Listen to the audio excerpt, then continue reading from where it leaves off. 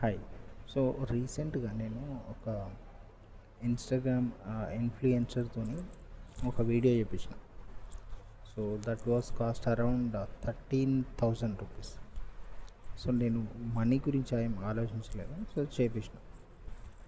So అందరు అన్నారు, అది ఎక్కువ అవుతుంది ప్రైసు, వ్యూస్ వస్తాయా లేకపోతే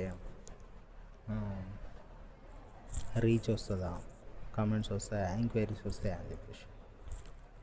సో నేను అవన్నీ ఏం ఆలోచించలేదు. I'm just trying to do something differently which might works, which may not. So because so ప్రీవియస్గా కూడా సిచ్యువేషన్ అది అట్లే ఉంది. అంటే ప్రీవియస్గా కూడా ఏం జరుగుతలేదు.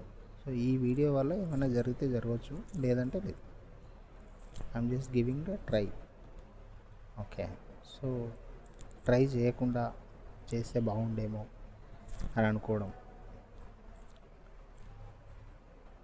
That's what.